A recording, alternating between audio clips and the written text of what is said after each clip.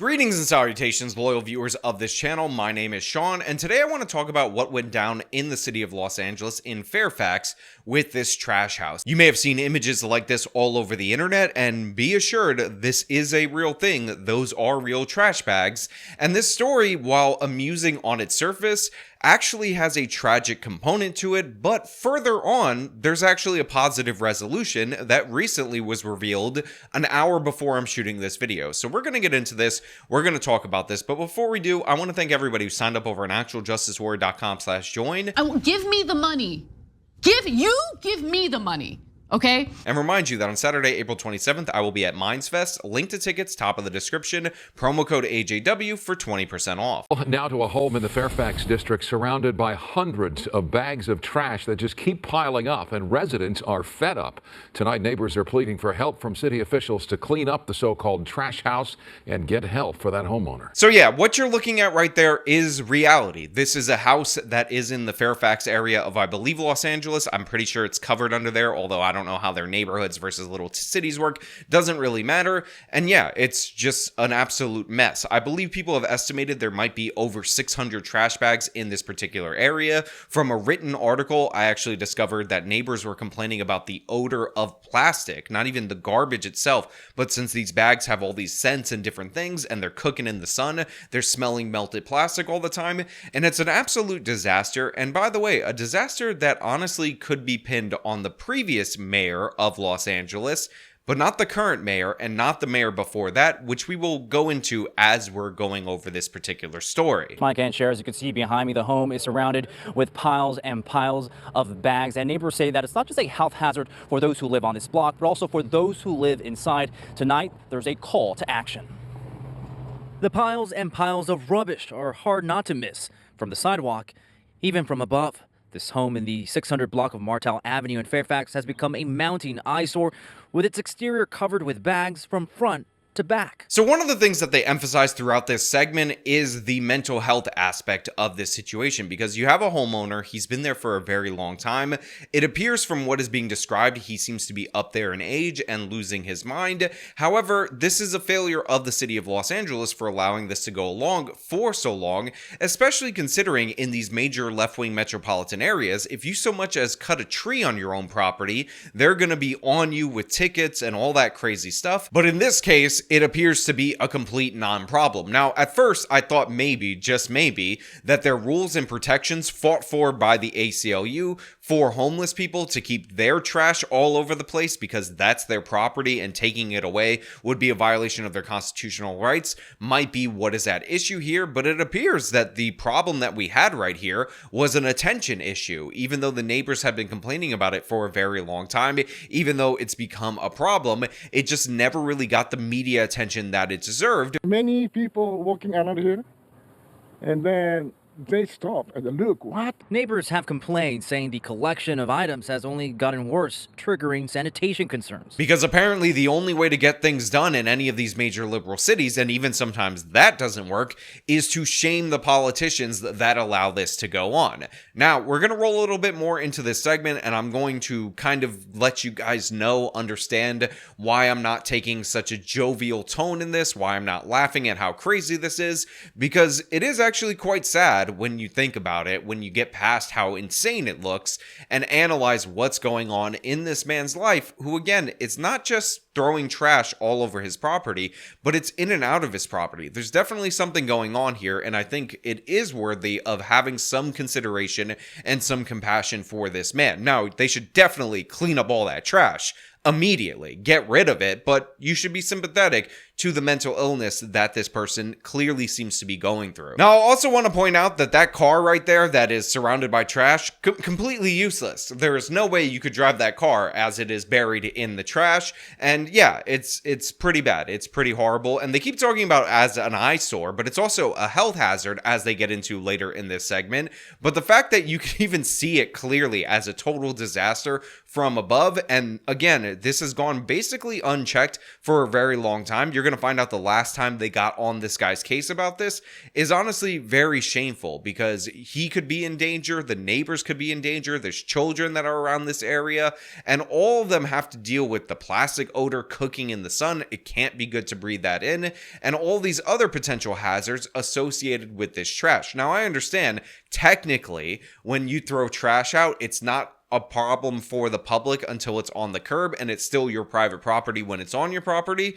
But considering the way that they crack down on people for all these different other ordinances in cities like Los Angeles, this one seems rather absurd to let go for so long. Like, he didn't put 600 trash bags on the front of his property overnight. It's been here for a long period of time, and somebody should have done something earlier. It's obviously a health hazard for all of us. We've got children, and lots of people like to walk their dogs around here, and, it's just, it's a nice neighborhood, and we all try and do the right thing and keep our places tidy. Other neighbors are sympathetic and want the homeowner to get the help he needs. So I thought it was weird earlier that this guy called all this trash rubbish. I thought that was very British. And then we got some guy with an accent. It might not be British, but I'm going to pretend it is for the sake of this argument, even though he could be Australian.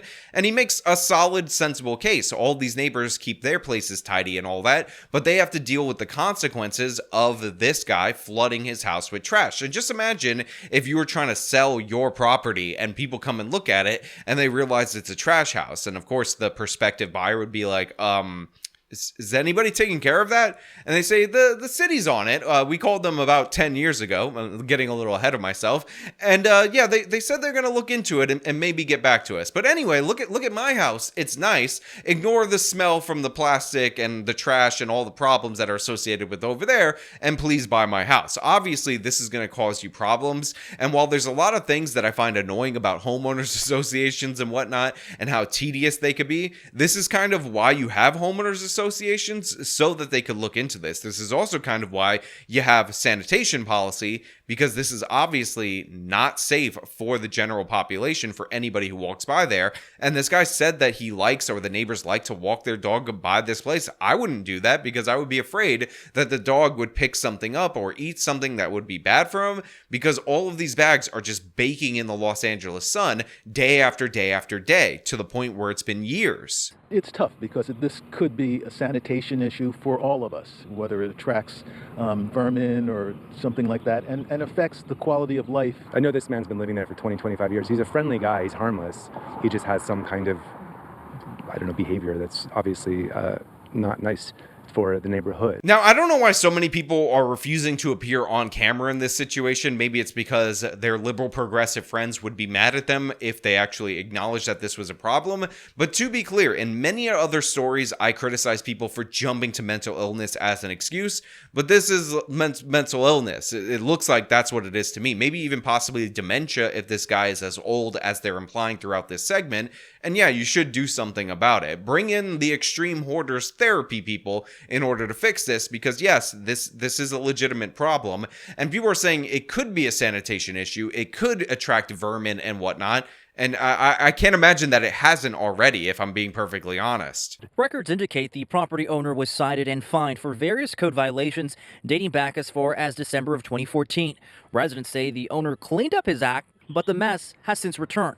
Some want the city to step in and take immediate action. He says, yeah, I'm working on it. It's like, I don't think it's going to really go anywhere unless the city gets involved and really asks them to do it. Yeah, so they said that this problem actually dated all the way back to 2014, where he was cited for this. They actually sent people out, and guess what? For a while, he cleaned up his act. He ended up solving this problem, which is a good thing. I'm happy that he did that. But as the next resident says, unless that action is taken again, unless a little bit of pressure is applied to him, we're not going to see any significant change. And I did say previously that I blame the previous mayor, Garcetti, because he seems to be incapable of doing anything, but not the current mayor, Karen Bass. And the reason I believe that's the case is because after this segment was aired, they brought the issue up to Karen Bass, and as of an hour ago, she says, yeah, we're going to do something about this today, and if not today, tomorrow. I don't know how to describe this any other way than to say that this is just a tragedy. I mean, this is awful, and obviously this has been developing for months. I worry about the individual that is in this home. I'm not sure, maybe you guys know if he's actually there today.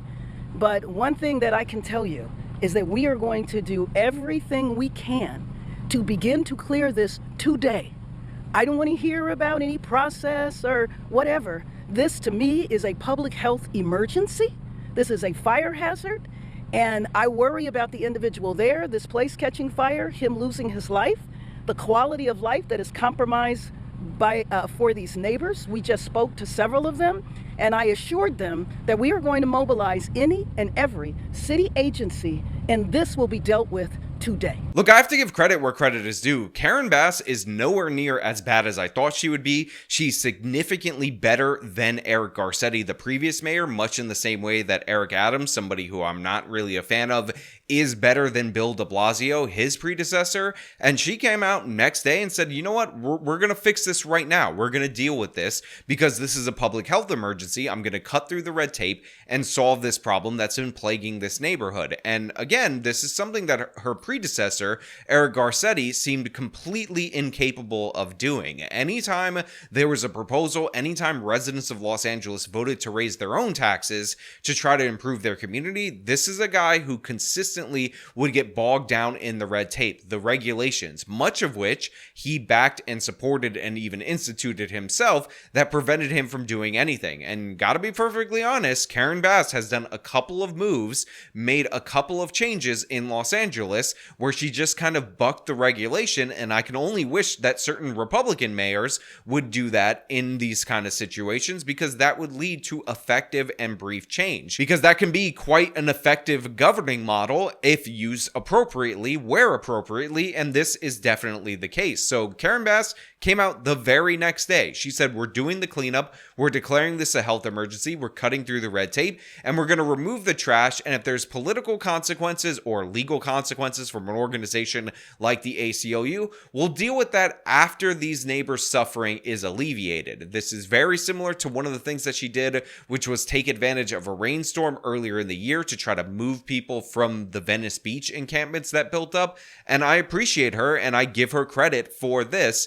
in this action. I'm not a fan of her overall. I would have probably not voted for her in the city of Los Angeles. In fact, I definitely wouldn't have voted for her in the city of Los Angeles were I a resident, but facts are facts, and this is a good move. I don't care what political party you come from, whether you call yourself a progressive, a libertarian, a conservative, a liberal, or any label you possibly can choose. If you advocate or put into action good policy, at least on that particular issue, at least on those particular actions, I will support you. So again, credit where credit is due to Mayor Karen Bass for actually mobilizing city resources in order to deal with an immediate health problem. Now look, I don't want to expand what this means or what this implies or what this infers so far beyond what is actually going down and how simple this is, which is a trash cleanup. But if we had an attitude like this, that Karen Bass at least showed in this particular instance, after it was brought to her attention, we would be able to address problems with the homeless population in the United States of America far, far quicker, because the issue that a lot of people immediately are dealing with is the destruction, is the blight, is the problems created by these homeless people. And people always say, well, that's because of mental illness and all these other things that are going on within the mind of said homeless person. But the fact of the matter is, you take care of the eyesore, you take care of the nuisance to the public first, and then you could address the mental illness. One of the things that's astounding, and I know I've said it earlier before, it looks like a trash truck has actually pulled up and dumped all of these trash bags. It's actually unfathomable to see it right here in front of us. And we have spoken to so many residents who have seen the media around us. Frank and Jessica, there are at least 12 cameras surrounded by me. I mean, people from Network, people from Japan, and Ed is gonna sort of pan over so you can kind of get an idea of just how many media reporters are here. And so residents in this area pulled aside when they saw us and said, oh my gosh, are you here because you're here to announce that this is going to get cleaned up? Because we drive past it every single day and see it and hope that something is going to change. Now look, I get that this guy is actually a homeowner and therefore he has less rights than the God tier rights that are granted to squatters and homeless people, but imagine if we dealt with this the same way they appear to only be capable of dealing with issues with the homeless, where we don't address their trash, their filth, or anything like that, and we go straight for treatment. You would have to send mental health professionals in through this hazard in order to talk to this guy in the hopes that you could convince him to clean it up. I prefer cleaning it up first and then talking about treatment, then working on this guy's issues so that it doesn't happen again. I don't need him to be cruelly punished or anything like that, but how about you work with him after you remove him from the dangerous and filthy circumstances that he put himself in, and we can have a better Los Angeles. We can have a better nation if we just embrace that attitude. Look, believe me, the first thing that drew me to this story was Trash House, Los Angeles, how fitting, but in reality, there is a chance for a good ending. There is a chance for some hope here, and we gotta give credit where credit is due to the neighbors, definitely to KTLA, and yes, to Karen Bass of all people for stepping up in this particular situation. Keep that idea that you can cut through the red tape and make power moves like this in order to make the community better in your mind going forward, and you'll be a great mayor of Los Angeles. And yes, I just said that about a progressive Democrat in the city of Los Angeles, but that just goes to show you how bad Garcetti actually was. Just like when I praise Eric Adams, a lot of times that just goes to show you how bad Mayor Bill de Blasio was. But anyway, I want to know what you guys think down in the comments below. Also, if you like this video, then show them by leaving a like. You can subscribe for more content, follow me on my social media, support me via the support links in the description of this video. This has been me talking about the trash house in Los Angeles and the positive end to the story, which is they're cleaning it up. Till next time.